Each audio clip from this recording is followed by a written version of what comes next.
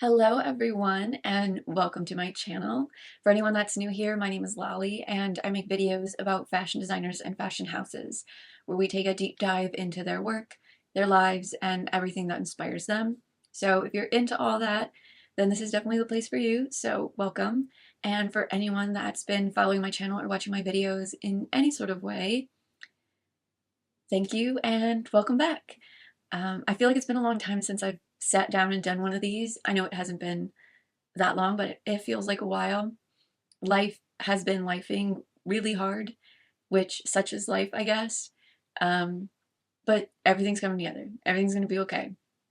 I am planning out more videos for the future and working. So, but we're back today. We're back today with another video. And today we are going to be talking about an incredible visionary and one of the kings of American fashion, the one and only Marc Jacobs. Now, originally I chose Marc Jacobs because I think a lot of people associate him with the snapshot bag, tote bags, or maybe even heaven, but he is so much more than that. The man worked at 2 fashion houses and changed them forever. He is credited with creating the uptown downtown look in New York. He took the grime and glamour of the world and created something that speaks to what it means to be American. He is responsible for flipping the script on what the upper class thought was acceptable. He took a boring heritage house and brought it into the new millennia with music, art, and hype-branded content. And while this video is new for all of you, it's only slightly new for me.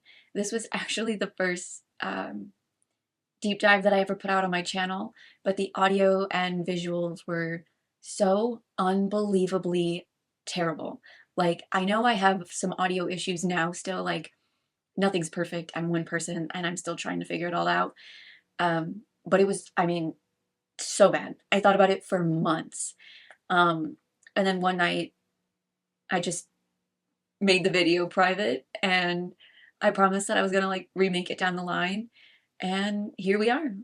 And I originally chose him to be my first video because I think he is the perfect case study. Obviously, he's not my first video anymore because it's not there, and I don't know. I don't know how many videos I have, but he's not first anymore. But I think as we go through this video and we get into like the deep dive of it all, you'll understand the hows and whys of all of that and why I feel that way. But in order for you to understand all of that, we have to start at the beginning, and so we shall. Marc Jacobs was born to his mother Judy, who was just 19 when she had him, and his father Steve, who was 10 years older than Judy and a nightclub agent for the William Morris Agency.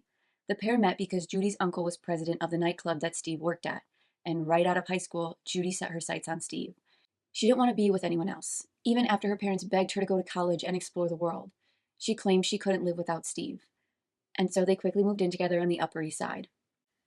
To the outside world, they were described as this sort of golden couple, but Judy's brother Jeffrey described their marriage as a marriage made in hell, as they were both very, very sick. Steve often had to be hospitalized for his ulcerative colitis, and Judy was suffering from severe mood swings that would later be diagnosed as schizoaffective disorder, in which schizophrenia and bipolar disorder are equally present. But very soon after moving in together, Judy got pregnant, and on April 9th, 1963, Marc Jacobs was born. And it's been said that only 8 days after Marc was born, Judy suffered from postpartum depression and had to be hospitalized for the next 6 months, which left Steve to take care of Marc alone. And it was during that time that Judy got diagnosed. And despite coming from a family who arguably had access to some of the best doctors in New York, there was very little that could be done for her. And upon her release, she faced a lot of obstacles. She went home to a baby who hadn't seen her for the first 6 months of his life, and she found herself foreign to him. And just as she came home, Steve went back to work. So it wasn't like either of them got a break. It just wasn't a very ideal situation. But despite the hardships, the couple did manage to have 2 more children, a daughter Julie and a son Paul. But just 15 months after Paul was born, Steve had to be hospitalized for his ulcerative colitis, where he would go on to spend 3 months in the hospital before shockingly passing away. Marc was 7 at this point, and though Steve was often sick, his death was very unexpected for the family, and it sent Judy in a tailspin. She was now expected to raise 3 young children alone while battling her own illness. And Marc, as the oldest, found himself forced to take on the role of parent to his siblings. And because of this, Marc grew up finding himself utterly alone and with very serious resentment issues, primarily aimed at his mother, because when she was lucid and happy, she would go out, go on dates with these random men, instead of spending time with her children. In the 6 to 7 years after his father's death, Mark and his siblings had lived in New York, New Jersey, Huntington, Long Island, and the Bronx. Judy remarried twice during this time and was never really in the shape mentally or emotionally to really care for her children. And it was said that at one point she actually left her children with a housekeeper while she went on a cruise, and social services had to get involved because the housekeeper was throwing parties with the children there. And that wasn't even the worst of it. Judy would often stop taking her medications, which would lead to these very hyperactive states, as well as these really dark, almost catatonic states. In later years, Jacobs would say that he knew his mother's moods based on the state of her bed. In her dark days, she wouldn't make up the bed, but on her good days, she would always have the bed made up. And if this wasn't an already unfortunate situation, sometimes his mother's altered states would leave her covered in blood and being carted off in an ambulance. This experience made Jacob suspicious of the pathological and emotional intensity of his mother. He lived a very isolated and lonely life. And then something happened when Mark was around 14 or 15 years old that led to Mark going to live with his grandmother Helen. However, his grandmother Helen had no interest in Mark's siblings, so they ultimately went into foster care. I'm not exactly sure what happened. It's none of my business. Either way, Mark's uncle Jeffrey believes that their grandmother Helen replaced the son she had lost with Mark. Because, as he said, Helen did everything she could to alienate Mark from his family, as well as his siblings. And though Mark and his siblings would try to reconcile over the years, they remained mostly estranged. And Mark would go non contact with his mother up until her death in 2011. Neither he nor his siblings attended her funeral. And it's obviously because they were traumatized. At the time that all of this was happening to him, Mark's teacher said that he was telling people that his parents had died in a car crash. And it's unbelievably unfortunate. But moving in with his grandmother Helen, Mark knew in his heart that this was the beginning of everything, the life he wanted, the life he had always envisioned and dreamed of. He went from moving around and raising his siblings to living in a grand apartment on 72nd and Central Park West. His grandmother loved to travel. She had a deep appreciation for all things beautiful, and she brought a decorum to his life. Helen taught Mark the value of quality over quantity, how one really luxurious sweater will last years, while 10 cheap sweaters will fall apart and lose their shape in a few seasons. But it wasn't all about the money and the luxury of her life that Mark was grateful for. She brought order to his life. She was emotionally stable and encouraged him to follow his dreams, whatever they were. She enrolled him at the High School of Art and Design, and the pair would spend their time in Central Park. Helen would knit while Mark would read Interview magazine. Together they had a quiet life, but Mark was anything but quiet. While living with his grandmother Helen, she let him go to California, get tattoos at 16. She let him go to Fire Island with his much older boyfriend and go clubbing at Studio 54. About his youth, Mark said, "No one ever said no to me about anything. No one ever told me anything was wrong. Never. No one said you can't be a fashion designer. No one ever said you're a boy and you can't have long hair. No one ever said you can't go out at night because you're 15 and 15-year-olds don't go to nightclubs. No one said it was wrong to be gay or right to be straight. If I wanted to be a fashion designer or take dance lessons, I was never told that it was wrong or against the norms of society." Helen cultivated his dreams and gave him the space to grow and experiment without fear of judgment or rejection. And soon after moving in with her, Mark discovered that the avant-garde clothing boutique Charivari was opening a new location a block from his grandmother's apartment. Now, Charivari was an avant-garde clothing boutique that stocked international designers like Yohji Yamamoto, Azadina Leia, Terry Mugler, and had clients like Jackie Kennedy and Andy Warhol. Now, for the opening of this new location, Perry Ellis, a very popular streetwear designer, was going to be in attendance, and he was Mark's fashion hero, with Mark saying he didn't wear suits like the other 7th Avenue designers. He wore jeans, and he had long hair, and he smoked pot, and he just ultimately seemed cooler than everyone else. And because of this, Mark became determined to meet him, so he crashed the Charivari opening and managed to get Perry Ellis's autograph. It was even said that they had a brief conversation in which Perry Ellis advised Mark that if he was serious about fashion, he should enroll at Parsons School of Design, which he would later do. But that didn't stop him from being involved in the fashion world. About a year or so later, Mark was hired by Charivari, and the owner's son said he was so charming and so fashion starstruck that everybody fell in love with him. And about a year or so after that, Mark was put in charge of organizing events. For one such event, Charivari was celebrating Kansai Yamamoto, a designer most notable for creating outfits for David Bowie's Ziggy Stardust tour.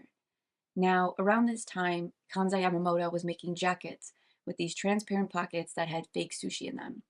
So Mark decided to play on this, and he rented out a fish market on Canal Street. He described the event saying, "I remember the musicians were all picking up these huge fish, and pretending to use them as guitars and instruments. I went to an aquarium supply house and bought plastic aquarium tubing and made necklaces for all the guests which had goldfish swimming in them. Cons, I was delighted. Now, I don't like the live animals in jewelry or plastic for people's entertainment, but it's obvious this whimsy playfulness has always been at the heart of Marc Jacobs' work. A man who has always seemed so sure of himself, but who can't recall a time in his life where he ever fit in. A man who went everywhere trying to find his place. And by the late 70s, there were a few clubs that he had found solace in. That became a part of his life. Uptown, there was the high society drug-fueled Studio 54. Marc became a habitual visitor of Studio 54, often going there with his high school textbooks in tow. So after a night of partying, in the morning, he would just head off to school. While downtown, there was Max's Kansas City and the Mud Club that attracted punk bands and was a refuge for those who hated everything mainstream. With Marc saying, I like romantic allusions to the past. What I wore during my experimental days in fashion, when I was going to the Mud Club and wanted to be a new wave kid or a punk kid, but was really a poser. It's the awkwardness of feeling like I was in, but I was never in. And it gave me an unhealthy curiosity about subcultures. But it was at the outrageous Studio 54 that a very young 15-year-old Marc Jacobs began dating Robert Boykin, who was 32 years old and the owner of Hurrah, a new wave nightclub on the Upper West Side. Marc would eventually move in with Boykin, and they would stay together throughout the next decade. During their relationship, Marc would graduate high school and go on to attend Parsons School of Design.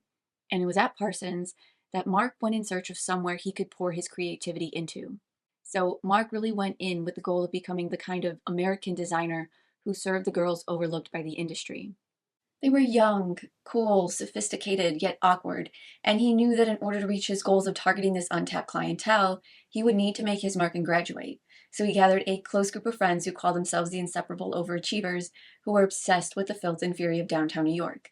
They felt 7th Avenue, home of the American textile industry, had nothing to offer their generation, so they grinded to become the next big names in American fashion. Jacob's friend and fellow fashion designer Tracy Ree said it was obvious he was going to go all the way. He was already well connected. His boyfriend at the time owned nightclubs. He got me a job with the Charivari people. Marc Jacobs really moved in celebrity crowds quite comfortably. He had the drive. His work was well received at Parsons, and it led to him winning the coveted Perry Ellis Gold Thimble Award, the Chester Weinberg Gold Award, and Design Student of the Year. Jacob's graduation or thesis collection was said to be full of optical art in his sweaters, with large polka dots and smiley faces. His work referenced the childlike playfulness of Keith Haring's street art, the work of Bridget Riley, and the rave scene, with Jacob saying, I was inspired by Johnny Linden saying, never trust a hippie. We had done these badly silkscreen smiley face t-shirts and hand-knit sweaters, and I did a small show with the help from my friends. I think I only had 3 fabrics. However, his collection would go on to be stocked at the Charivari boutiques, and Bill Cunningham, a famous street photographer for the New York Times, would go on to shoot everyday women walking the streets of New York in Marc sweaters. And Marc would say that this is ultimately the beginning of his career, because this collection caught the attention of Robert Duffy, the then executive for the clothing company Sketchbook. Robert Duffy saw Marc sweaters with their awkward proportions and shapes on the runway and knew he needed to hire him, with Duffy saying it was really grunge back in 1985. And if you know where we're going with this story, that is a very bold statement to make, but we will get into that very soon. However, for now, Marc took the job at Sketchbook, and his first collection there actually played on the work from his graduation collection. He would then do another collection that included polka dot dresses, velvet suits, and oversized knit sweaters. But before his first year was even up, Marc Jacobs was fired. Robert Duffy said that it was his drug use that got him fired. Duffy knew everyone in the industry did drugs, and he figured at some point that Marc would stop. And it put him in a really difficult position because Robert Duffy knew all about Marc Jacobs' emotionally turbulent childhood, how he wanted to escape, how unworthy he felt, and how much he hated himself. So he just kept holding out hope that Marc would come around. And he believed in him so much that after Marc was fired from Sketchbook, Robert Duffy left the company and went into business with Marc to build their own company, Jacobs Duffy Designs. And their goal was to design for younger people who didn't want to dress in head-to-toe designer, who preferred a $40 shirt, $200 jeans, and a $50 sweater, which doesn't sound too crazy today, but was absolutely absurd for the 80s. In 1986, they would launch their first collection that would go on to feature these trompe-l'oeil gloves, sweaters, and dresses, as well as these corseted dresses with giant bow headpieces. And in his next collection, he showed lingerie as outerwear, t-shirts, slips, stockings. It was a pre-grunge wardrobe based on what Marc Jacobs' girlfriends wore in the city. Sweaters over slips, oversized sweaters over stockings. Jacobs' ideal girl rolled out of bed, put on a slip, and instantly looked dressed up and dressed down. Between 1986 and 1988, they were selling huge orders to Bergdorf Goodman and Bloomingdale's, with Calvin Rudenstein of Bloomingdale's saying Mark's idea to sell $10 t-shirts alongside $2,000 jackets as a unified collection was a wave of the future. Many designers would eventually go on to copy him. And it was this work through Jacobs Duffy Designs that won Marc Jacobs the coveted CFDA Perry Ellis Award for New Fashion in 1987. And by this point, big things were happening in Mark's life. A lot of good things, as well as some really, truly awful things. In 1986, Perry Ellis had passed away from AIDS, and soon after, they were on the lookout for a new designer to take over the house. Their top contenders were Isaac Mizrahi and Marc Jacobs. So, Mark's next collection for Jacobs Duffy Design would go on to be a make or break collection for the job at Perry Ellis. However, two things happened during this time. Mark's grandmother Helen had passed away very suddenly, and at the same time, Mark's partner of almost a decade, Robert Boykin, was dying from an AIDS-related illness.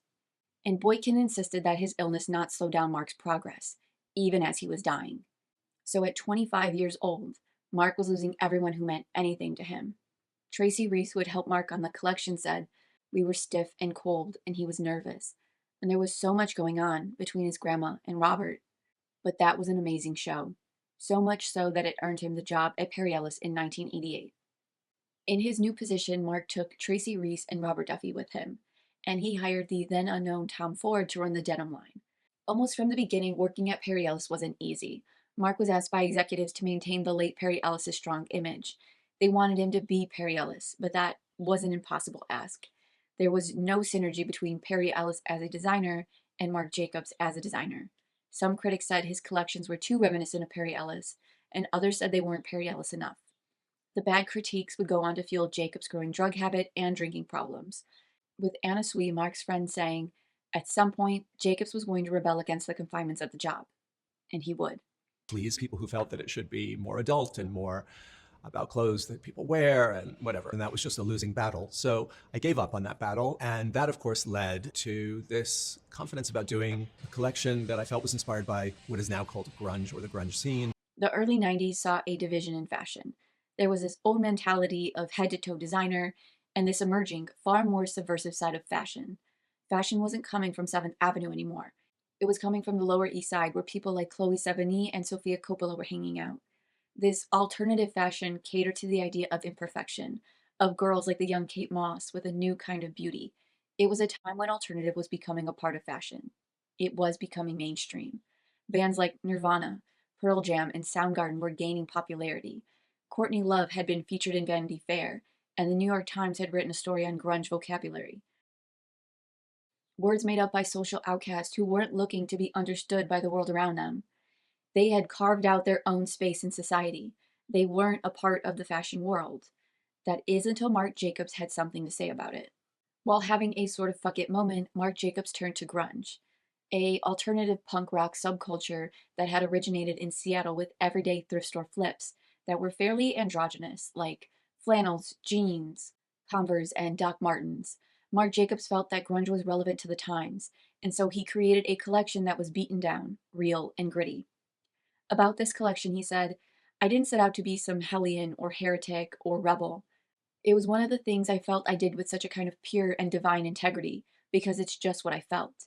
I wanted to celebrate what I loved, and what I loved was seeing things that were imperfect to other people. I just did what I liked, and put it together in a way that felt contemporary." Further saying, "I had been running around the city with girls who were wearing nightgowns and bras in the middle of the day, and poorly knitted crochet jackets. I had been listening to the music of Nirvana, Sonic Youth, Dinosaur Jr., and L7, so I was aware of this alternative music. I wouldn't say the beginning of the process is deciding what you're doing. The beginning of the process is starting to make choices and allowing ourselves to make those choices. We don't start with the idea and execute it. We just execute our thoughts until it becomes the idea." So he took the picture that got Kate Moss famous from the face and made that the center point of his mood board. And he became inspired by the work of photographers Corinne Day, Jurgen Teller, and David Sims.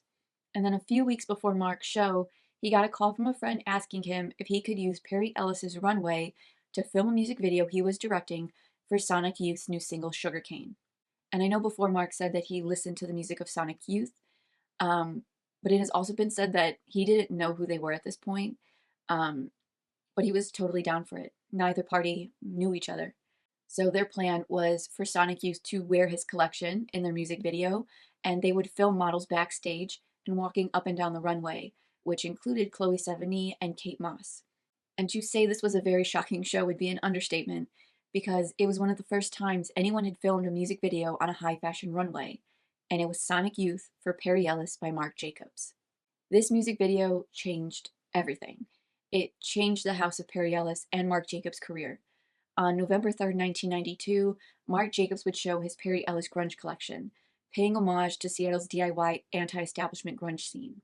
So on November 3rd, 1992, Marc Jacobs would show his Perry Ellis grunge collection, paying homage to Seattle's DIY anti-establishment grunge scene, focusing on demystifying the dress code and giving people a choice.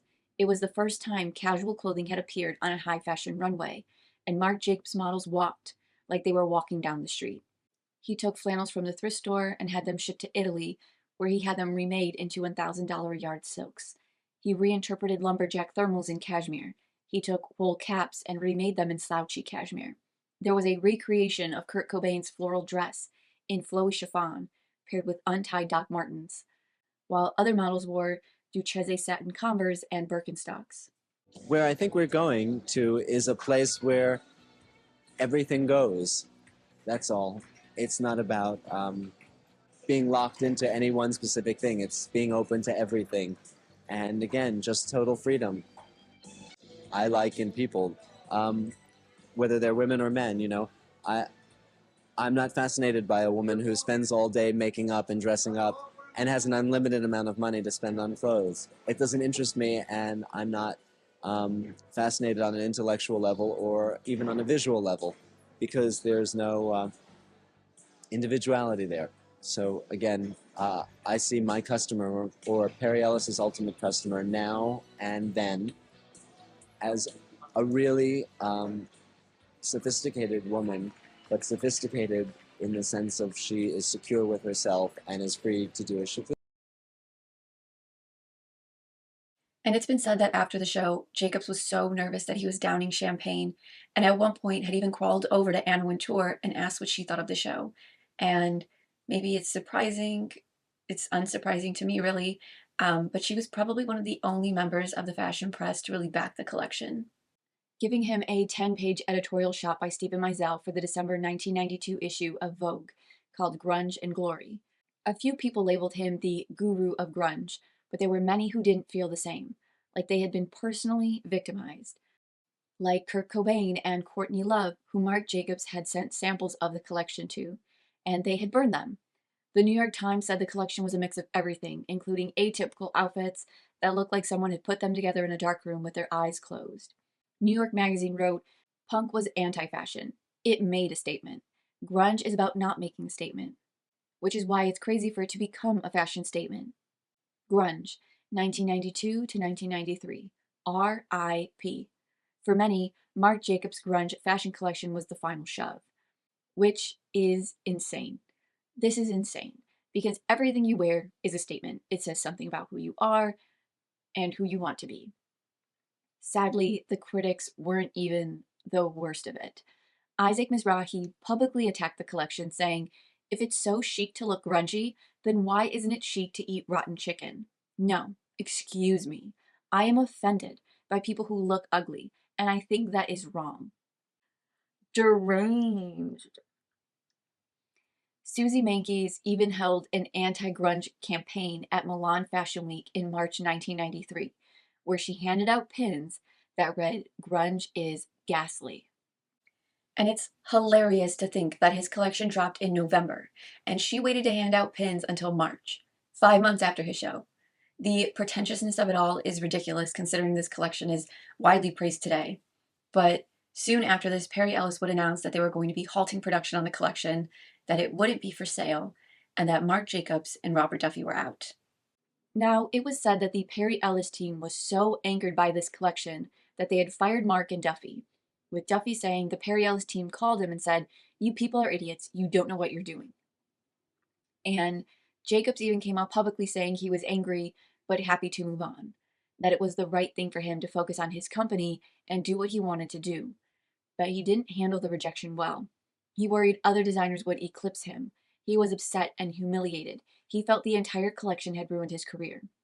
However, in recent years, Marc Jacobs did say that the way Perry Ellis was set up, most of the business and money came from licensing deals. The only thing fully funded by Perry Ellis were the runway shows, which were very costly. And after that grunge collection, Perry Ellis executives decided that they wanted to live off licensing deals, so they were going to cease production and spending on runway shows. So after Marc and Jacobs were publicly let go, they did settle their contracts, and Perry Ellis agreed to financially back their company, but they would have to take a year off from working. So during that year of not working and basically making no money, Gianni Versace would reach out to help Marc Jacobs. And it sounds kind of crazy.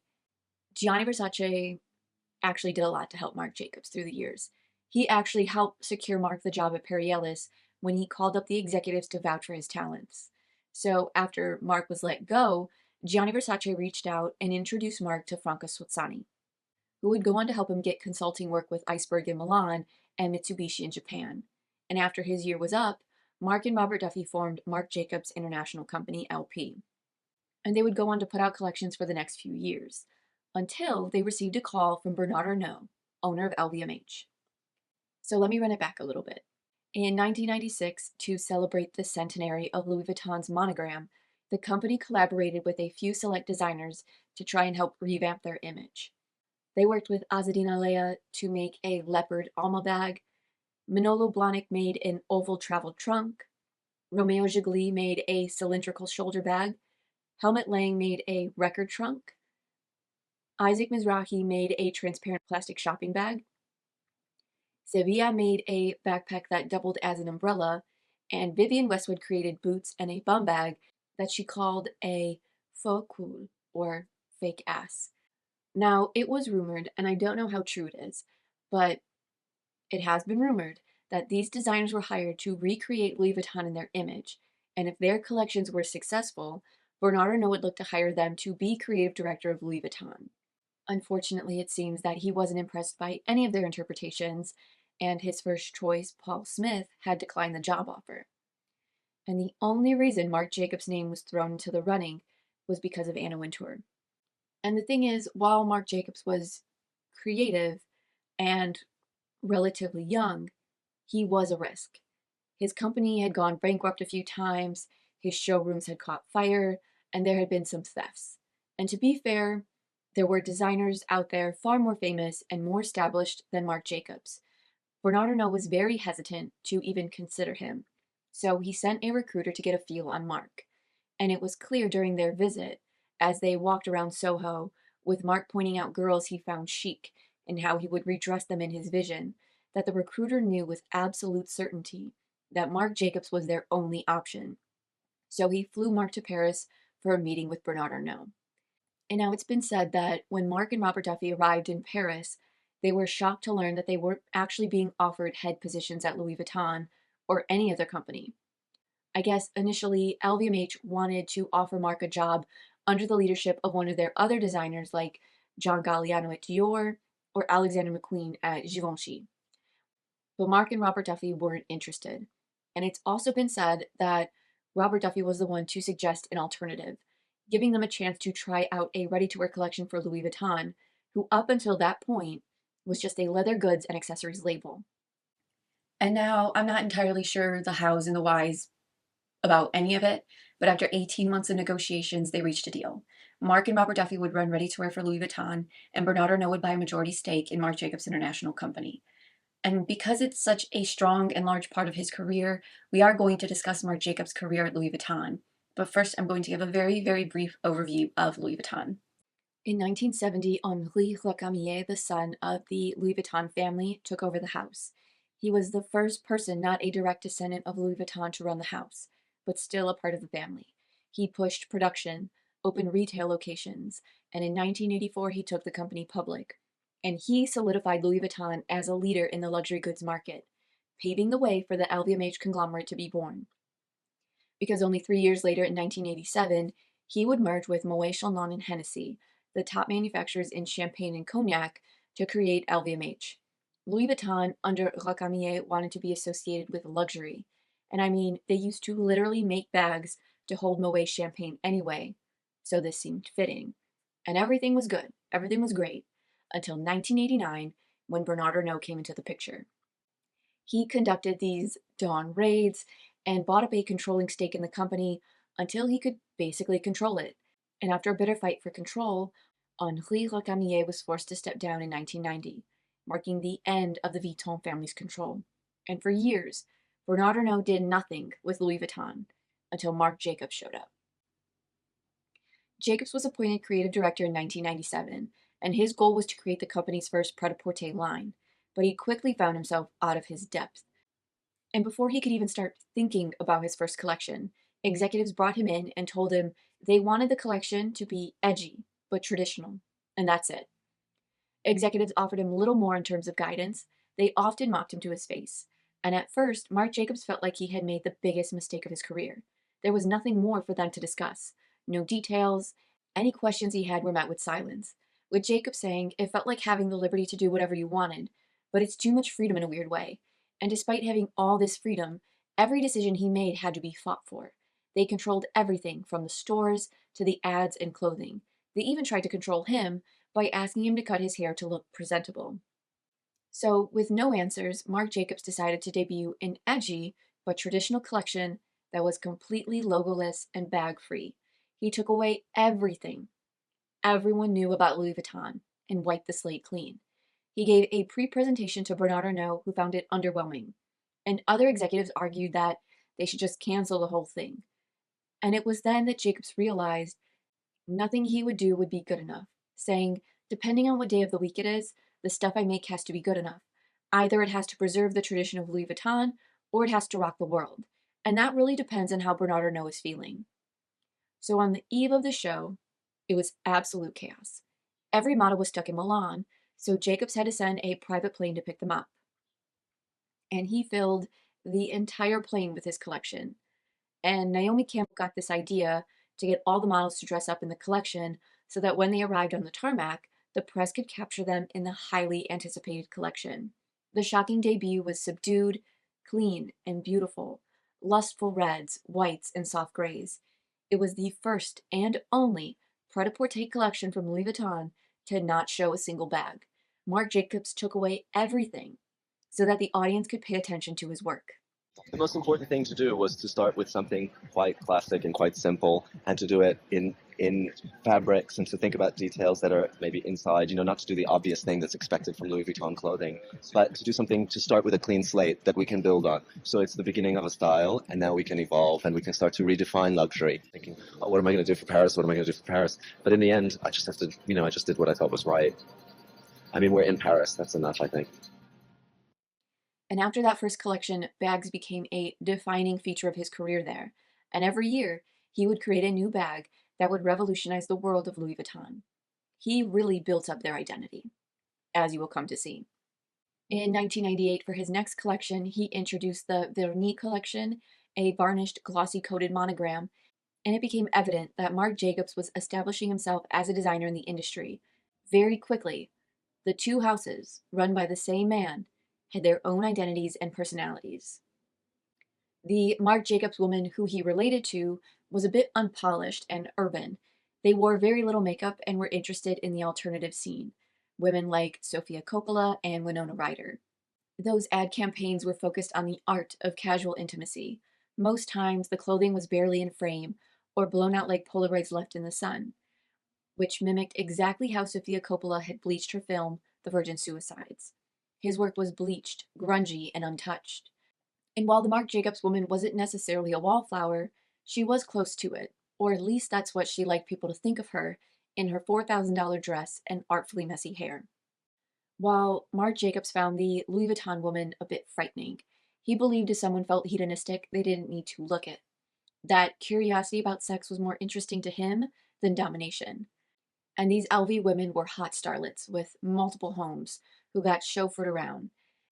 They were made in the image of the jet set Gucci woman that Tom Ford had established at Gucci, and this was made very clear with Louis Vuitton's sleek brown ads that featured heavily airbrushed models with heavy doses of self tanner.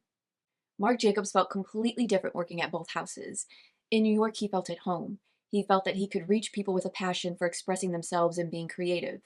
In his studio in New York, he could sit around collaging for hours and collecting with no real directive. His work evoked the yearning for the uncomfortable suburban comfort of an American teenager. There was a familiarity to his clothing, a romantic allusion to the past. What your babysitter wore, your art teacher, or what Marc Jacobs wore during his experimental days at the Mud Club. And it was in your own awkwardness to fit in where you might not belong that the Marc Jacobs woman found comfort. Inside his studios, you could explore all that was possible. His close knit staff could brainstorm for hours, inspiring and supporting each other through every season. While at Louis Vuitton in Paris, Marc Jacobs felt swept away with the mythological romance of the country. He felt his time there was fictional. The work was extremely formal, full of meetings, and his time brainstorming included looking at samples, drawings, photos, and fasteners. In the Louis Vuitton building, things weren't homey. In the studios, you needed a different badge for every door. They were completely different places. With Marc Jacobs saying, it was very different. I have this attitude about being this foreigner in Paris. It's sort of make believe in Paris. New York is very real to me. It's where I grew up. It's where my friends are. It's where I feel most comfortable. In Paris, I embraced the idea that I lived in this bubble, and I always saw Paris the way I wanted it to be. I don't need to know about politics. I don't need to know about the economy. I just see what I want to see. I go to work. I make beautiful stuff, and then somebody else decides what's being made, what's being shipped. There isn't tension. I just saw what I liked, not having the same emotional attachment to it. I tried to write that into the Vuitton program. That love for the superficial is just as real a feeling. So he spent his time there at art and trade shows, becoming enthralled and discovering a newfound interest and love for art that would go on to inspire and shape the identity of Louis Vuitton today. With him saying, I started to think in romantic terms, and I always thought back to the time of Schiaparelli and Chanel and Cocteau, when all of these creative people seemed to be doing things together, and fashion and art had a dance, you know? However, despite the success that he would go on to receive, Marc Jacobs was fearful of failure and had a deep ambivalence about finding himself on the side of society that he coolly critiqued. It didn't matter that Anna Wintour was his mentor or that the late and great Andre Leon Talley had referred to Jacobs as a god. He just never felt good enough, no matter how much praise he received for his work. He felt like a poser who didn't belong at Louis Vuitton, and before long, he started to dread his time in Paris, realizing that he wasn't just a designer but a brand ambassador. He had interviews to do, store openings to attend, launch parties and dinners, all while juggling time zones, jet lag, and producing multiple collections a year. The stress from all of this built up to the point where it was said that he was smoking upwards of 50 cigarettes a day and was often seen nodding off while smoking from exhaustion. He would sometimes even wake up with burns on his skin, on his clothes, or on his furniture. And to deal with the stress of all of this and possibly the downright inhumane conditions, he upped his drug and alcohol use for reprieve. Later saying, I'd walk into a room and all I'd think about is, how many people in this room hate me right now? They think I'm ugly or whatever. It was the idea of not feeling good looking enough, not tall enough, not clever enough. I guess that's how I felt pretty much most of my life. He was a man running away from his insecurities. And here's the thing, Marc Jacobs was no stranger to drugs or partying. As a teenager, he would often go to Fire Island, which has been referred to as a queer sanctuary. And in the 80s, it involved a lot of partying. And when he was in college, he actually did a summer semester in Paris, where he went to maybe 2 classes and spent the remainder of his time partying. And instead of being there 4 weeks, he was there 10 weeks, because he had lost track of time and ended up on a stranger's boat in Saint Tropez. But Jacobs wasn't 20 years old running around Paris anymore. He was running Paris. He set the standard on Paris fashion. It's kind of a charmed situation. I mean, that is, anything that's associated with Marc Jacobs instantly becomes popular. I have a teenage daughter, all her friends, I mean, to them, Marc is God. He is an American genius in fashion. And the pressure to put out and stay on top weighed on him so heavily that he stopped going to the office.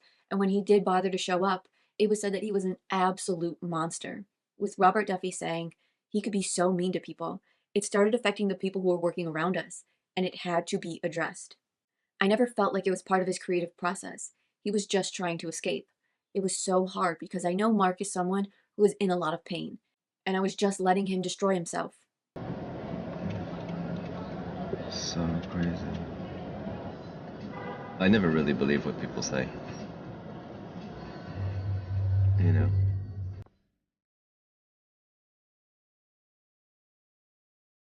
I'm really feeling like very, very, very exhausted. Very exhausted. So. But he has neither the choice nor the time. In just 3 Robert Duffy was paralyzed by the situation unfolding with Marc. He didn't want to go to Marc because he knew he was hurting, but he also didn't want to go to Bernard Arnault out of fear that they would just fire him and ruin his reputation. So Robert Duffy hired a team to compensate for Marc Jacobs' freefall. He even started handing out gifts and throwing parties to boost morale. But as Jacobs' mental and emotional health deteriorated, his life became unstable. He was taking steroids, partying in Ibiza, staying up all night on MDMA. He was burying himself. Anna Sui felt like Jacobs just wanted the job to disappear because he began missing his own shows. But everyone's final straw was when he was thrown off a plane. And that is because Anna Wintour, who had championed Marc Jacobs all these years, had had enough. Alongside Naomi Campbell, they arranged for him to check into rehab, with the help of Robert Duffy, who would need to get him there. And in order to do so, Robert Duffy flat out told Marc Jacobs, "These people don't really love you or care about you. They want to work with you, and if you die, that's it." So in spring 1999, Marc Jacobs checked into rehab, and it was there he realized that as someone who loved fashion, he wasn't participating in it anymore. Drugs and alcohol had taken over his life, and he would need to figure out where he belonged, in the world and in the industry without them. And there was actually a photo shoot done with him and Naomi Campbell right after he was released, of the pair sitting in LV trunks, and it is one of his favorite shoots because it was a turning point. His own personal appearance and health would go on to take a back seat while he focused on his sobriety and work, with him saying, "I thought, who cares about my appearance? They only care about what I'm making." So he turned to carbs and Coca-Cola. He put on some weight, he started wearing glasses, and he let his hair grow out. But he was alive, and he was clean, and that's what mattered. He focused all of his attention on the bridge between art and fashion. And in 2001, he introduced the Marc by Marc Jacobs line, a mid-range line of basics like army jackets, cotton prairie dresses, logo t-shirts, keychains, and tote bags. He had expanded his consumer base to include both the high-end and low-end markets. And that same year, for spring 2001, Marc Jacobs had his first art-fueled moment that was inspired by Marcel Duchamp, a French artist who had drawn a beard on an image of the Mona Lisa, and he had called it LHOOQ, which, if said really fast in a French accent, is supposed to sound like she has a hot ass. Marc Jacobs loved the concept of taking a revered piece of history or something iconic and creating something new and rebellious. He decided he would do something similar, but he just didn't know the how or what, until he visited a friend's house and saw an LV trunk on the side of her bed that had been painted over in black paint, with the monogram barely peeking through. And it was at that moment that Marc instantly knew what he needed to do. He would deface the iconic LV monogram in a modern way to attract customers. It was edgy, but traditional. The biggest thing for Marc was figuring out what artist he would use to do this, and eventually he settled on Stephen Sprouse, a designer who ran with Basquiat, Keith Haring, Debbie Harry, and Steven Meisel in the 80s. He was an artist and fashion designer known for mixing uptown dress with that of punk and rock and roll, and Marc had followed his work for decades. In May 1984, when Stephen Sprouse was having his first show at the Ritz, Marc Jacobs was among the 3,000 students who fought their way into the show, saying it was like a rock concert. It was incredible decadence, dark, punk, edgy, and the audience was downtown club kids sitting next to Vogue and New York Times fashion editors. It was the first time that had happened in New York. So obviously Marc was going to choose him. So he took Stephen Sprouse's signature graffiti print and scrawled out Louis Vuitton in bright, bold colors on bags, trunks, and clothes. The show that season opened with 4 porters with their arms full of monogrammed suitcases and bags with Stephen Sprouse's graffiti. With Jacob saying, "I had this idea to kind of deface the monogram, and I wanted to do that with graffiti, which to me was always a kind of defiant act and a rebellious act and an archaic act, but also something that creates a new surface and a new meaning with something else. So I thought whose hand and whose graffiti would mean something to me. And of course, I went back to Stephen, who had always used graffiti.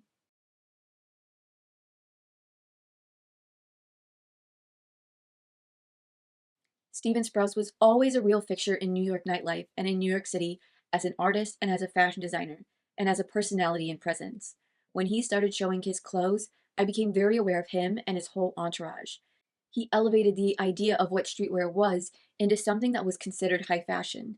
He worked in the finest fabrics, had beautiful quality workmanship, and he did things that were not based on cost or commerciality. He did things that were based on pure aesthetic and an expression of an idea. I did my best in a very first degree way to imitate what I think Stephen would have done or has done in terms of fashion. I tried to use the things in Stephen's vocabulary and give the collection the shape, silhouette, and styling that Stephen would have done when he was at the top of his game. It really is a complete homage and a complete combination of what is Louis Vuitton and what is this legendary icon, and then what are the iconic and the lasting aesthetics that Stephen left in the fashion world. I tried to take what Stephen had done and bring it to Vuitton and then kind of flip it on its head and make it Louis Vuitton's work for Stephen, not Stephen's work for Louis Vuitton. After the show, Louis Vuitton stores had lines out the door, and this was a huge deal. No one had ever defaced Louis Vuitton before. The bags were shocking. They were a heart attack to those accustomed to the traditional monogramming. It changed the landscape of fashion. Louis Vuitton would go on to revive the collection in 2009 at Stephen Sprouse's retrospective, in commemoration of his passing in 2004. And it is by far one of their most successful collaborations to date. The success of this collection convinced Bernard Arnault that Marc Jacobs knew exactly what he was doing, and it gave him the freedom to collaborate with other artists in the future, each more triumphant than the last.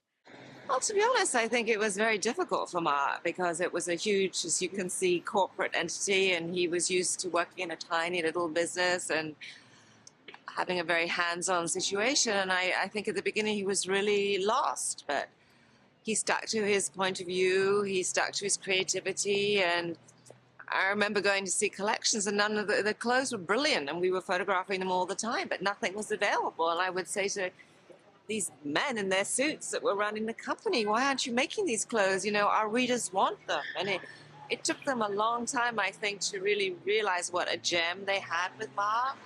And now, of course, he walks on water. With Jacobs saying, "It was hard for me in the beginning because I thought what everyone expected of me was to put the monogram all over everything and just have LV, LV, LV. With the Sprouse collection, I realized in a sort of romantic sense that my job was to celebrate this thing I had tried so hard to work against, but that I could do it in my own way. I didn't have to do it by their rules. I could do it by mine." I'm so often in my head, and I was struggling really in the beginning with Vuitton to find a logic for why I was there and what we were doing. And so I looked at a period in time, the 20s and 30s. There was a creative kind of exchange between artists like Cocteau and designers like Schiaparelli or Picasso and Chanel. That felt very European, this idea of a society of creative people who worked with each other and exchanged ideas. And so I thought, well, maybe that's it. Maybe my role here, as I'm not Louis Vuitton, I'm Marc Jacobs at Louis Vuitton. Maybe the idea is that I bring in people and I exchange ideas with them, and together we make something happen. And then only a season later, in the wake of 9/11, while most designers were canceling their shows, Marc Jacobs went ahead with his, in the hopes that it would bring some lightness to the world. That season, he collaborated with Julie Verhoeven for the Contes des Fées, or fairy tale collection. He decided to create a fantasy, something that could make people smile. Then, only a few months later, he collaborated with Takashi Murakami, a now iconic Japanese artist and leader of the neo-pop art scene. His work is cheerful, colorful, and cartoonish in feel. His work fit into the Louis Vuitton world because Louis Vuitton himself was heavily inspired by Japan throughout his life. Marc Jacobs first heard of Takashi Murakami when he saw one of his pieces up at auction, and their first collaboration ended up being the multicolor line, where the pair reimagined the Louis Vuitton monogram in a 33-colored silkscreen palette atop black and white coated canvas. They would go on to release a limited collection called the Eye Collection that replaced the LV floor with an eye motif. It featured 4 bags: I need you, I love you, I miss you, and I dare you. Their other collaborations would go on to include the Pink Cherry Blossoms, the Dalmatian bag, the Cherise, which involved a 6-stage screen printing process that utilized 15 pigments, as well as the monogramouflage collection made for the Brooklyn Museum and the Cosmic Blossoms. All of these bags were on the arms of every it girl in the 2000s. Some were so popular, they were only phased out of production in 2015 when Nicolas Ghesquier took over.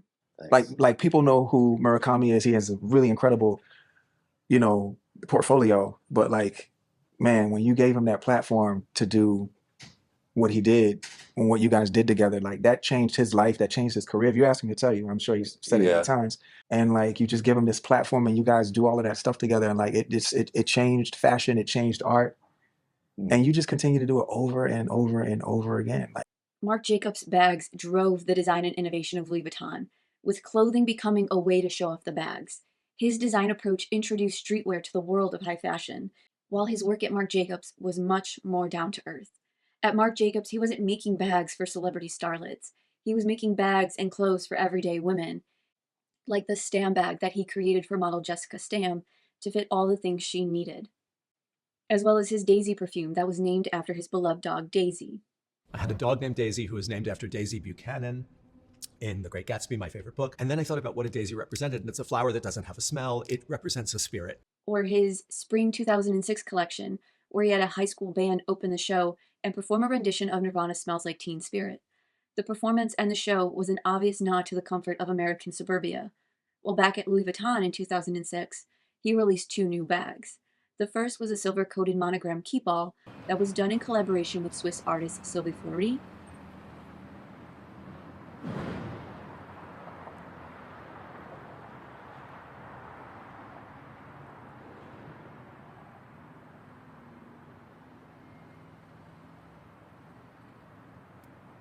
And that silver duffel bag, I'm for sure gonna have that. That's mine. I just told Mark, like, you know, I'm not leaving without it.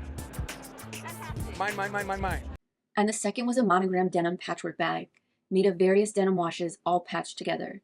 And then, only a year later, he made a tribute patchwork bag made of 15 different patterns, including cowhide, calfskin, alligator, crocodile, lizard, snakeskin, foxfur, kidskin, and lambskin.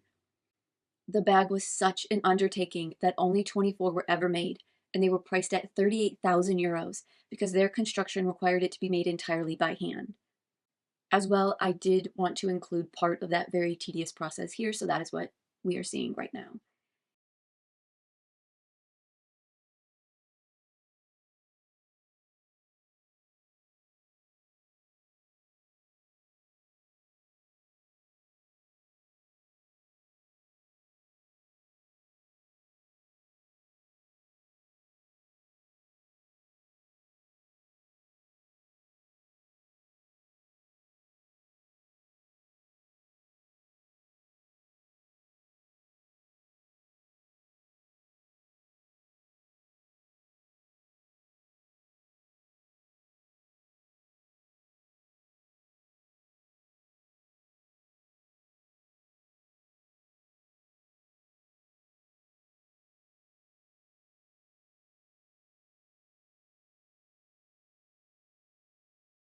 Demna Gvasalia, who worked under Marc Jacobs at Louis Vuitton, said, "Working there always felt like an episode of Project Runway because atelier hands worked until the very last second, and the team had couriers in place to rush deliver finished pieces to the show."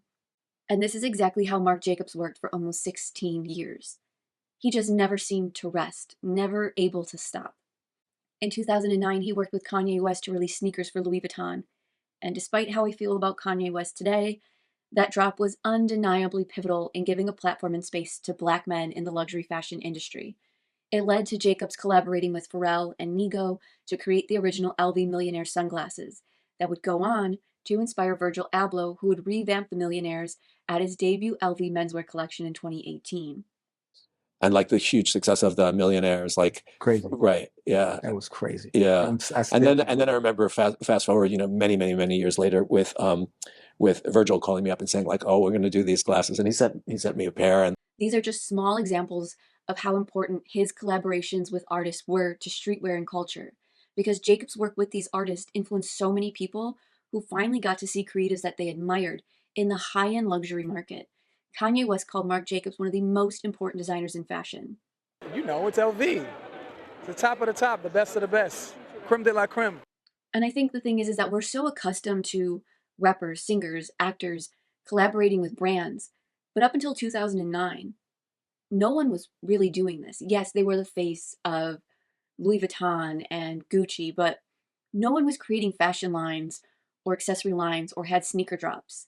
This truly was the beginning of high fashion meets streetwear, meets celebrity. Marc Jacobs included real people in his ads, in his campaigns, and on the runway. It wasn't just J-Lo, but artists and creatives like Beyonce, Sofia Coppola, Lil' Kim, and Pharrell. But as much as I'm hyping Marc Jacobs up for this, I am not saying that he created or invented streetwear. More so, just that he quite simply opened the door. And sometimes that's all it takes. We gotta get this on camera, bro. What? Oh, stop it. This guy's the fucking GOAT, man. No. The greatest taste. No. The greatest taste. Greatest designer unto yourself. Greatest taste in people that you have and would like to collaborate with. I mean, just like GOAT level. GOAT level. From my perspective, like, it had never happened before. Sure, like, you know, fashion brands, corporations, designers, they would send clothes to people in music and send clothes to some people in, like, you know, rap music specifically.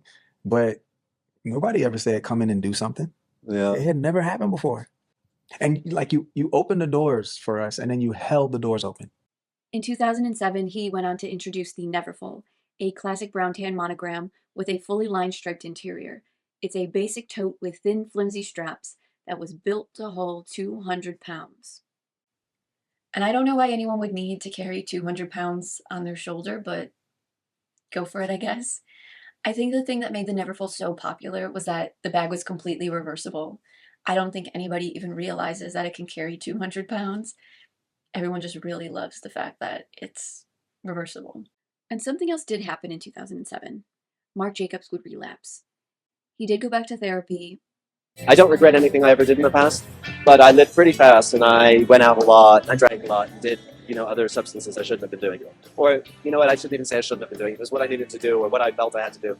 And this time it felt different. He started focusing on himself. He lost weight. He got his health in order. He started going to the gym. And overall, it seems he just felt better about himself. He was finally putting himself first.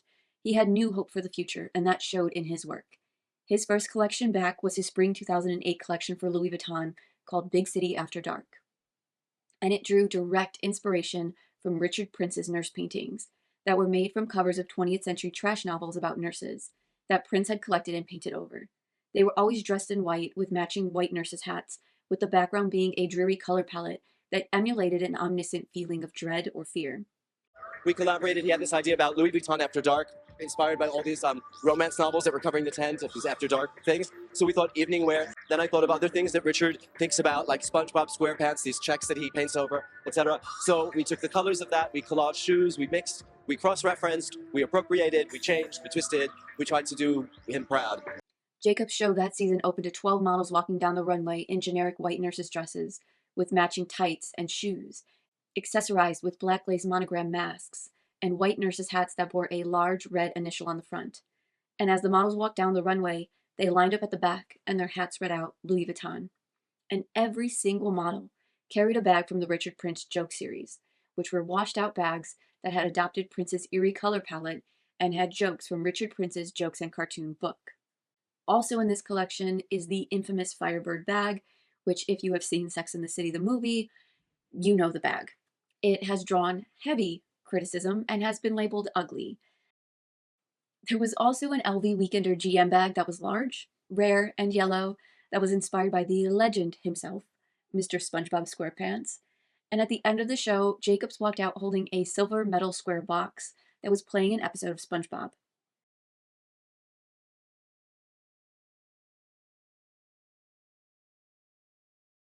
And while the work he was doing at Louis Vuitton was revolutionary to the brand, his work at Marc Jacobs was just as spellbinding.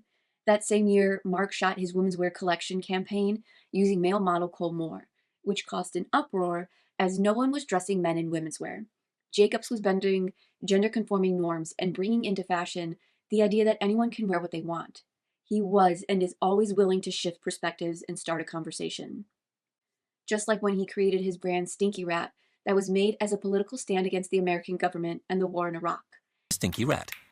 In its window displays, he has taken a political stand against his government and the war in Iraq. He's done everything. And it's because he was just able to do so much more at Marc Jacobs because it was his own label. Whereas Louis Vuitton was structured, there were codes and rules to follow. He was a cog in their machine. Every show had to be bigger than the last. Like his fall 2010 collection, God Created Woman, where Marc Jacobs found inspiration from the 1956 Roger Vadim film. It was filled with corseted tops, hoops under full skirts, Mongolian lamb-collared shearlings, and Prince of Wales three-piece suits. It looked like Mad Men came to life. And in his fall 2011 collection, he referenced the film The Porter, with the show opening to porters manning 4 lifts in the middle of the stage, where models came out one by one, and it looked like the lobby of a grand Parisian hotel, with concierge, escorts, and bellmen. Some of the models even carried bags with handcuffs that were affixed to their wrists.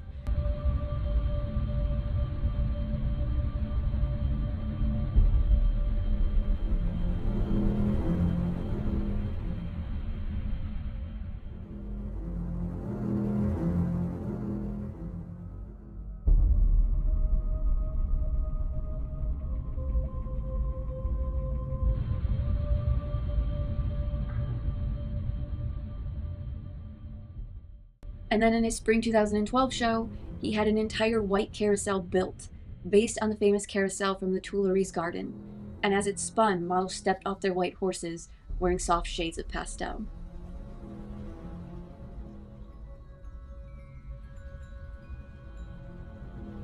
And then only 6 months later, in his fall 2012 collection, he created a train platform fit with an LV steam train built from scratch. It dropped off models wearing 6-inch platform heels and even taller hats, courtesy of Stephen Jones. Accompanying them were porters carrying their handbags and luggage, and in that collection he even created the camel goat hair Trans-Siberian bag, carved from dip-dyed long goat fur, which was inspired by the Trans-Siberian Railway that connects Moscow to the Russian Far East and the Sea of Japan.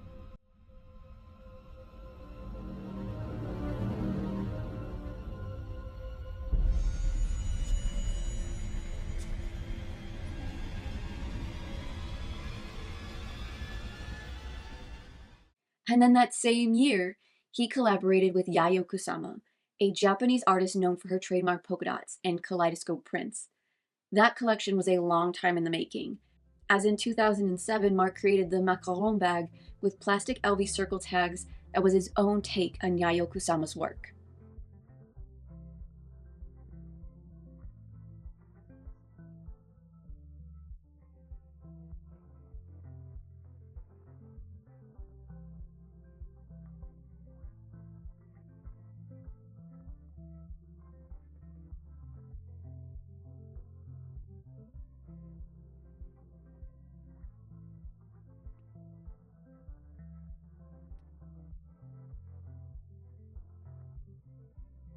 And then in his next collection, Marc Jacobs sent pairs of models down 4 escalators, descending onto a checkerboard runway with matching outfits.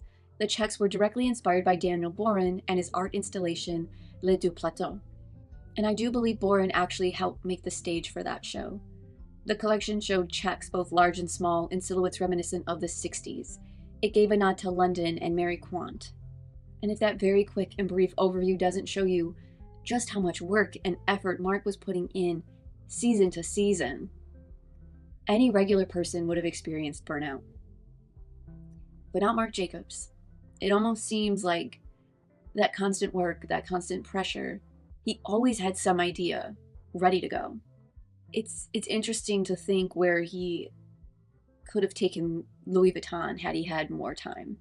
But soon after that show, it was announced that LVMH began restructuring, and they decided that everything under the Marc Jacobs label was going to be scaled down. And not long after, the Marc by Marc Jacobs label would merge with his main line.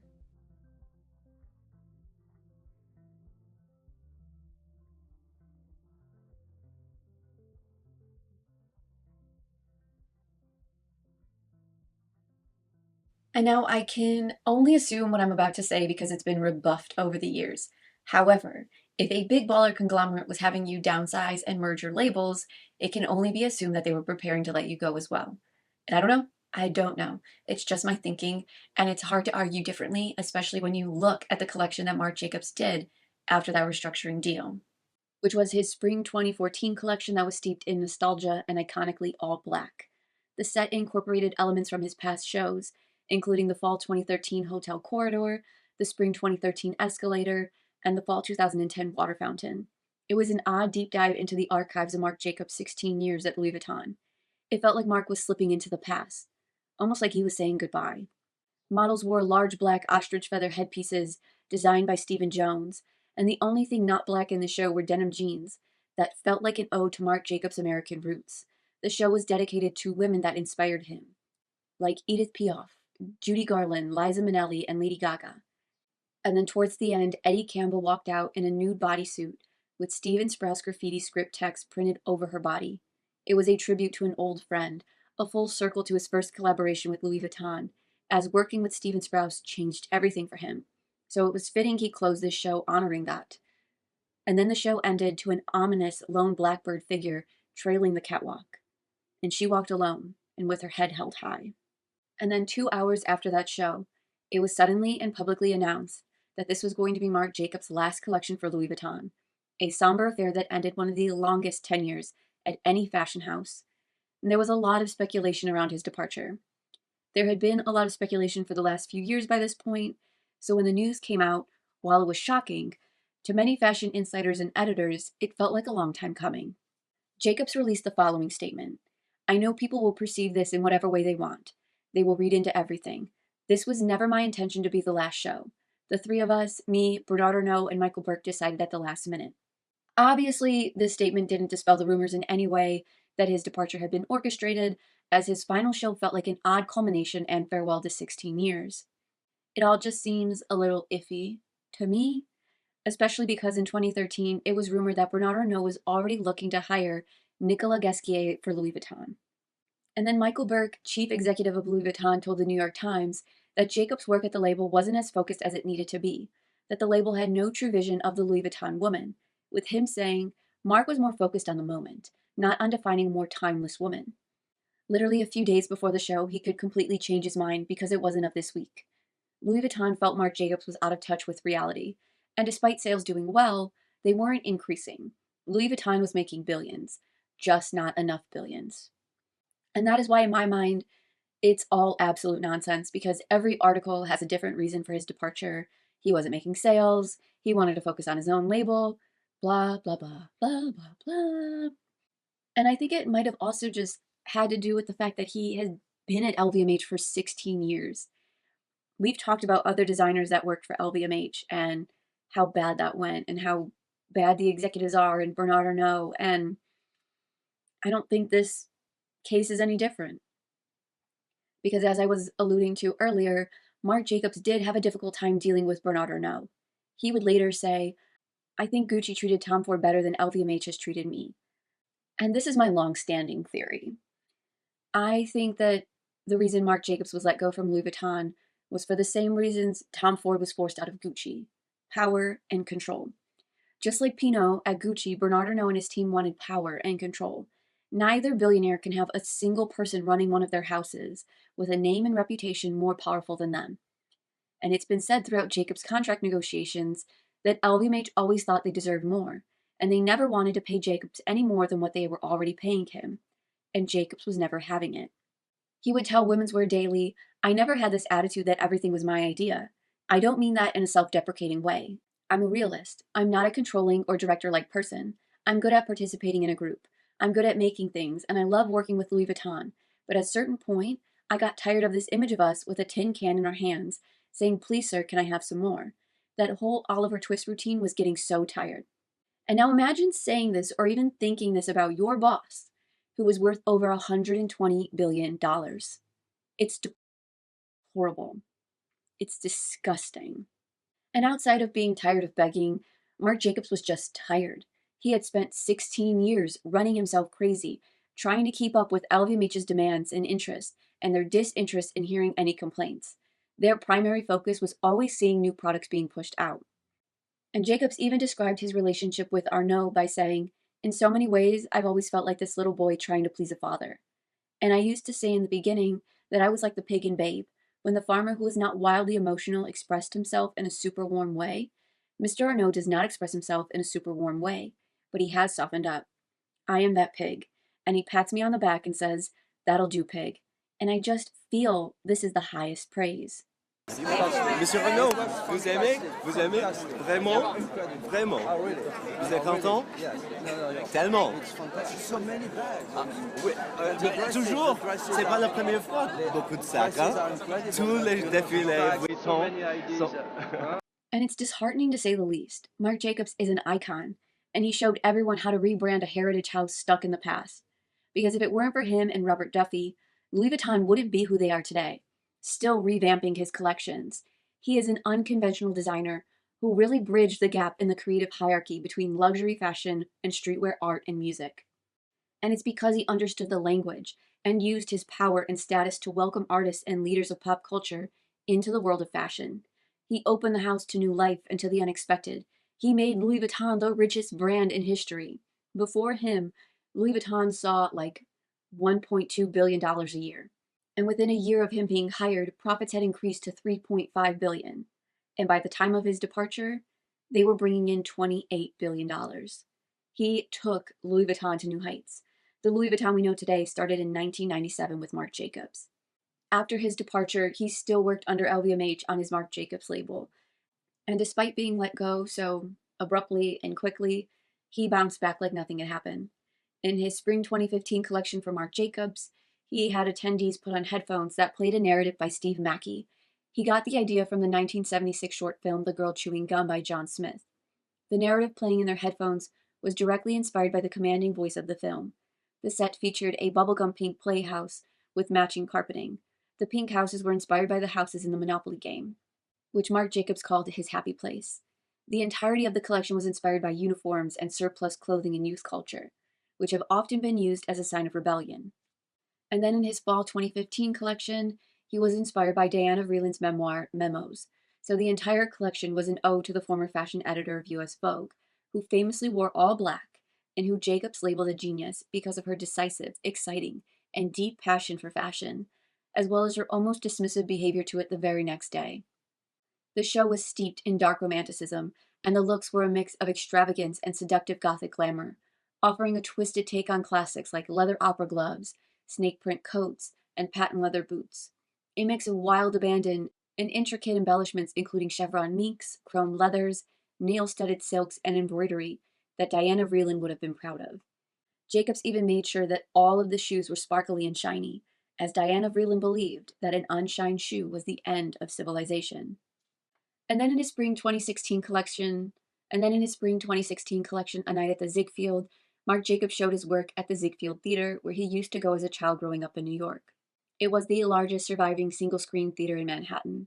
Guests arrived to popcorn, candy, soda, and playbills, and as the audience entered, a live orchestra started playing Trash, the 1973 song by the New York Dolls. The show opened to models walking onto the red carpet with flashing camera lights, and as they made their way into the theater, they walked up and down the aisles. It felt like they were walking into the screening of their film. The collection indulged in the insatiable, and while it was a love story to film, it also felt like a love story to New York City and American fashion. And then in his next collection, he took inspiration from Victorian and Edwardian London. There were models with pin curl waves wearing feathered collars, skirts that ballooned over crinoline, and pieces that were heavily embellished and manically layered. Jacobs' friend and collaborator Lady Gaga even made her runway debut in an oversized coat with fur accents. The show closed with a model in a long, oversized checkered cape. And all of these models were taken to new heights quite literally with the introduction of the dangerously high Kiki boot, which I absolutely adore.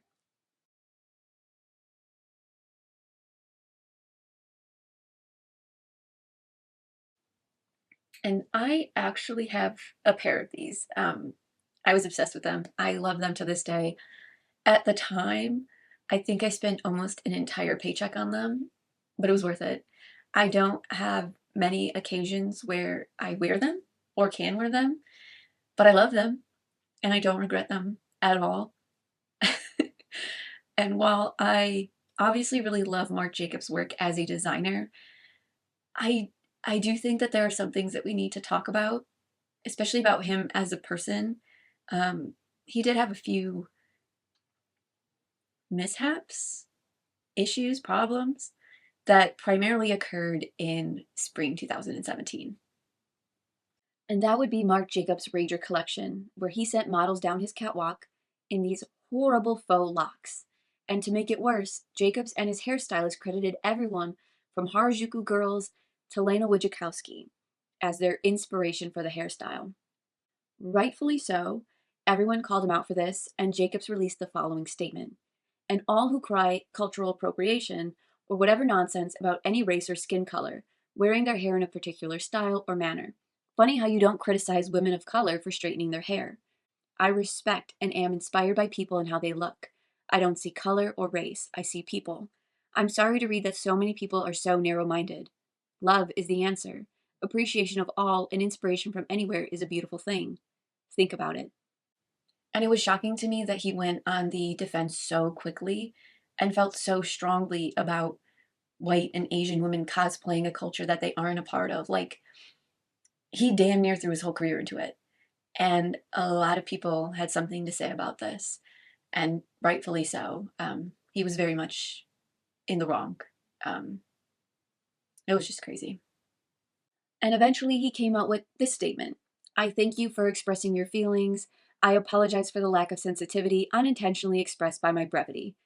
I wholeheartedly believe in freedom of speech and the freedom to express your feelings freely, but do it kindly. Nothing is gained from spreading hate by name-calling and bullying. I wouldn't necessarily call this an apology because it doesn't feel authentic. It upsets me that instead of trying to listen and understand where he went wrong, he chose anger, which makes him a hypocrite when he comes out only a few days later asking for sensitivity and love. I don't like it. I didn't like it. I don't know if he learned anything from it. I hope he did. I take a lot of issue with it. But maybe he did. Because a lot of people said that his next collection in fall 2017 seemed to be an apology for the prior. He even said about this next collection, what I learned from that whole thing, which he's alluding to his spring collection, what caused me to pause after it died down a little bit was that maybe I just don't have the language for this, or maybe I've been insensitive because I operate so inside my little bubble of fashion. You think? I guess this show was his redemption. It did feel very respectful of its topic, which was a tribute to New York 70s hip-hop origins. With Jacob saying, as a born and bred New Yorker, it was during my time at the High School of Art and Design when I began to see and feel the influence of hip-hop and other music, as well as art and style. This collection was my representation of the well-studied dressing up of casual sportswear. It is my acknowledgement and gesture of my respect for the polish and consideration applied to fashion from a generation that will forever be the foundation of youth culture street style.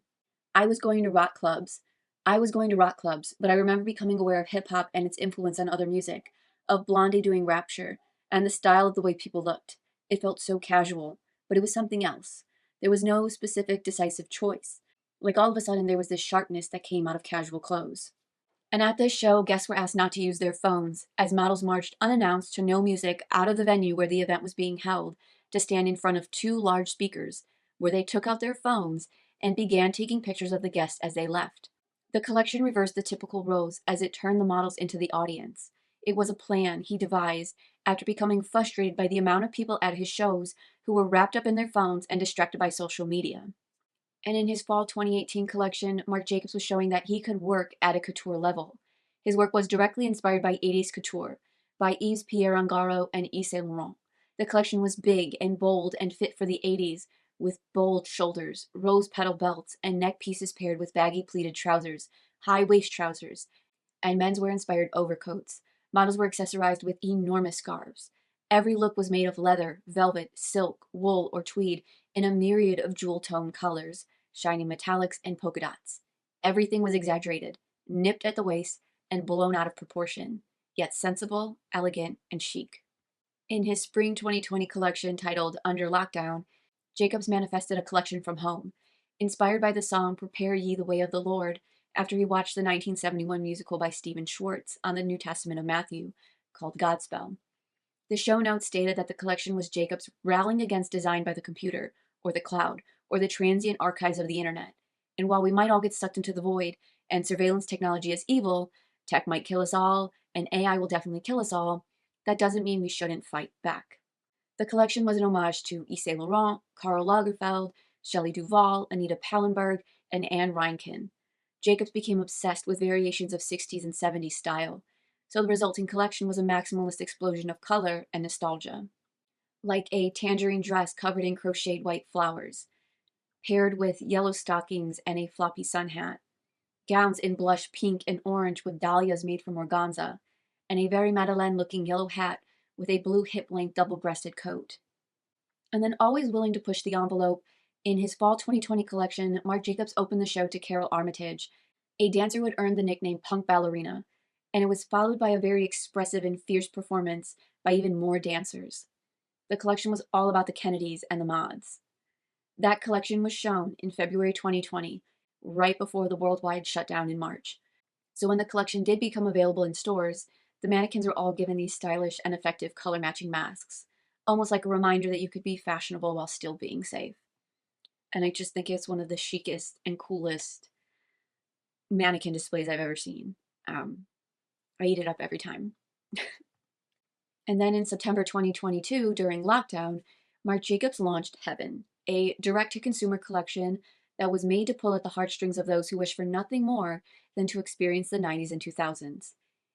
Ava Naru, who was the visionary behind Heaven, said that her goal was to get younger generations aware of Marc Jacobs, who she knew cherished his relationship with his friends and collaborators, so she created this ever-evolving universe of partnerships and contributions. She described Jacobs as someone who is a freak for pop culture, a fan of creative people whether established or up-and-coming, and a curious soul who does a lot of research. Heaven is kind of like an art project. Heaven was kind of like an art project.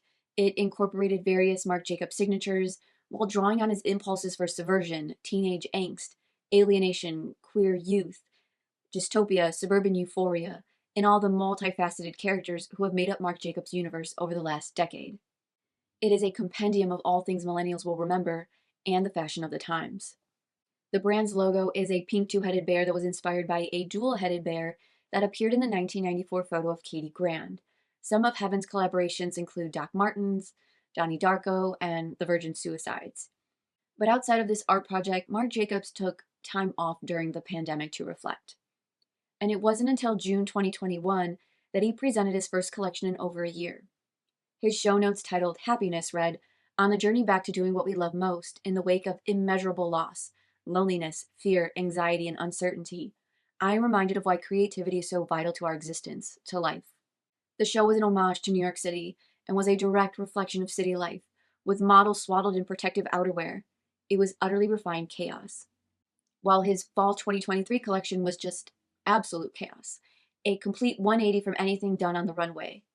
The collection was shown outside New York Fashion Week and was a loud statement to the fashion world. And here was Marc Jacobs saying he was no longer interested in following the status quo or listening to what others had to say. That collection spoke to AI, and with all of the strikes that were happening at the time, the show was a perfect commentary, especially considering the film industry believes that they have a right to clone you, put you in movies without your consent, and without paying you. These are very dystopian times. Like, I don't know what else to tell you. It's crazy out here. Anyway, Marc Jacobs' show was outrageous and full of audacity, a commentary not only on AI and its limitations and harsh repercussions in the future, but a commentary on the craziness of fashion and how we aren't even digesting it anymore. Designers spend months creating, shipping, and producing products for shows that don't even last 15 minutes, which is a far cry from the traditional fashion shows of the early 1900s that often lasted like 3 hours. Jacobs' show that season only lasted 3 minutes, from the lights going down to the 2 walkthroughs and Jacobs' final abrupt bow. His head of press, Michael Ariano, said, "This is how fast everyone scrolls through Vogue runway anyway. There is no more amazement. It's like the life and art have been taken out of it." And while for many seasons Jacobs had his models raised on stilts, that season he brought his models back down to earth with beautiful ballet flats inspired by Herbert and Beth Levine's 1950s pumps and his 1990s mouse shoe.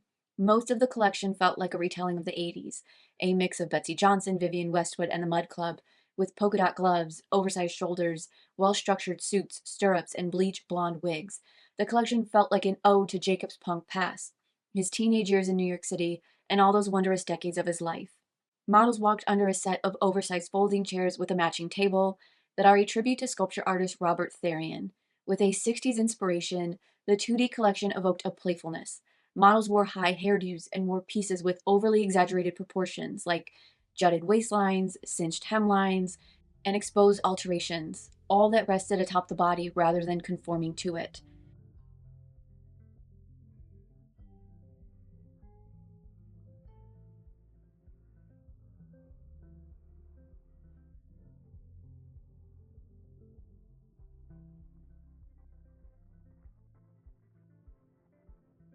And then he took this concept a step further in his fall 2024 collection with models' hair tightly pulled back, and they wore giant cartoon-like pastel eyelids, wearing stiff pieces like white dresses that were lifted and twisted, blown-out lace and polka dot patterns, and these Minnie Mouse-like shoes. The collection was Jacobs' pursuit of joy, with him saying, "I am steadfast in my daily practice of choosing love over hate, faith over fear, and finding pause in reflection. I believe in living with authenticity, free from validation and permission of absurd conservatism and societal norms."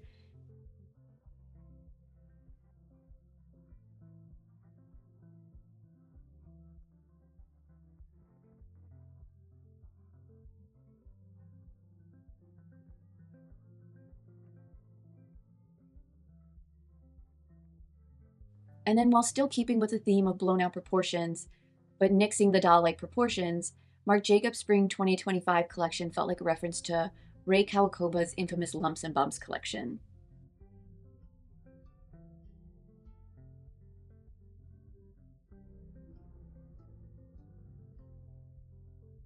And then, keeping on this theme of sculptural work, in his fall 2025 collection, Marc Jacobs said, "It's been more interesting to think about clothes in a sculptural way, and without being pretentious or arrogant, we do it our way, which usually has a reference to something known. When I wear fashion, I want a real shoulder commitment. I want a silhouette going, and I want to feel involved. Fashion is really special, and it's something you don't need. It's not a mere piece of cloth to cover your body. It's something that pulls at your heart." This collection felt like a look into Vivienne Westwood, Victorian-style shapes with a grungy twist. While his Runway 2026 collection referenced Yves Saint Laurent's 1965 couture collection, his own Periella's 1993 grunge collection, Helmut Lang, Prada's Spring 1996 collection, and his own 90s Marc Jacobs shows. Which makes sense.